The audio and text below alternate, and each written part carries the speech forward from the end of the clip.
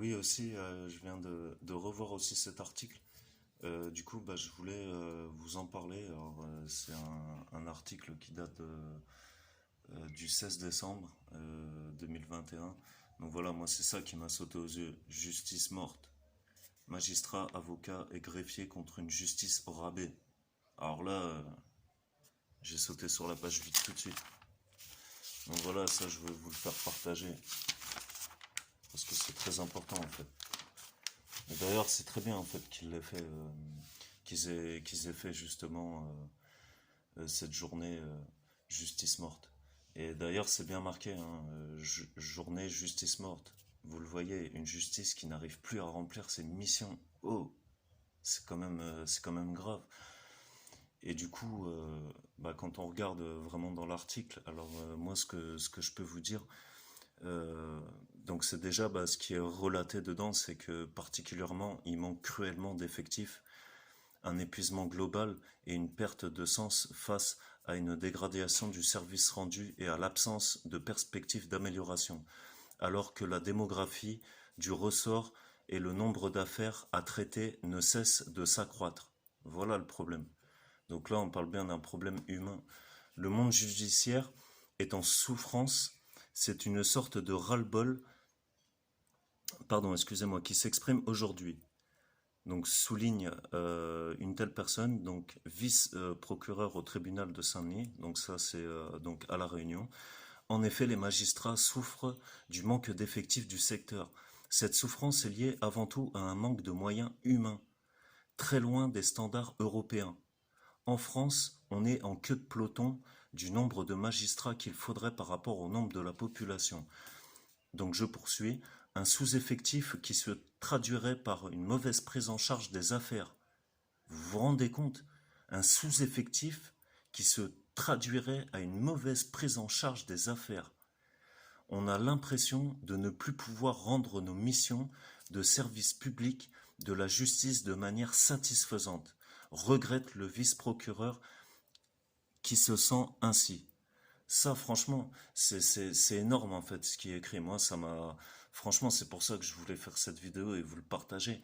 Mais donc, je poursuis. Donc, maltraité par son ministère. Donc, vous voyez, eux-mêmes, ils sont là, ils remontent des informations donc, bah, à leurs grands chefs, ceux qui leur donnent les moyens d'améliorer les infrastructures. Ils leur disent, bon, bah voilà, là, il y a ci, il y a ça, on perd trop de temps, là, il faudrait nous donner encore plus de moyens, il nous faut du monde, etc. Et vous voyez, voilà, c'est que le ministère, en fait, ils ont pas l'air très très sensibles à ça, en fait, justement. C'est là que c'est grave, en fait.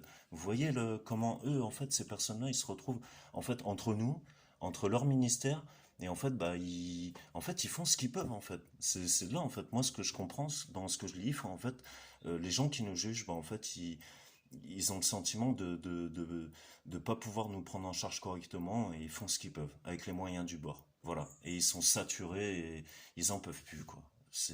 Enfin, à vrai dire, quand on rentre dans leur bureau, c'est pas étonnant vu le nombre de piles de papier qu'il y a et tout pour les affaires. Enfin, bon, c'est, je trouve ça fou quand même. Alors, donc je poursuis. Donc une mauvaise prise en charge, comme je le disais, qui se répercute donc sur le justiciable. On a le sentiment de mal juger nos justiciables, qui sont jugés trop tardivement, avec des délais trop longs et de manière insatisfaisante, ni dans les conditions d'accueil, ni de fond. On ne peut plus suffisamment mener à bien les affaires et les réponses qu'on doit donner. Alors ça, c'est très très très intéressant ce qu'ils ont dit là, déjà au niveau du temps et de manière insatisfaisante. Et aussi, il disait, alors attendez, je suis en train de revoir, voilà, dans les qualités, dans les conditions d'accueil et de fond. Alors ça, c'est très très intéressant parce que vous voyez, c'est un peu comme un médecin pour moi qui doit annoncer à un patient qui va mourir. Bah là, c'est moi quand j'ai vu aussi quand je suis passé devant un juge, et ben en fait, quand on m'a confié la garde ou on m'a dit telle ou telle chose, ben, j'ai pas trouvé en fait vraiment des personnes qui sont formées avec diplomatie, vraiment pour, on va dire, juste trouver des bons mots. Vous voyez, il n'y a pas vraiment cette phase d'accueil, de réconforter les gens, enfin pas de rassurer les gens. Vous voyez, ces petits trucs-là. Mais bon, après, c'est qu'un détail et c'est mon sentiment à moi. Voilà un petit exemple. Un exemple pour un couple qui divorce. Ils doivent attendre minimum 8 mois pour la première audience. C'est. Enfin, c'est pas normal, quoi. C'est pas normal. Alors en plus, si les deux parties sont pas d'accord sur telle ou telle chose, alors là, de 8 mois, c'est full.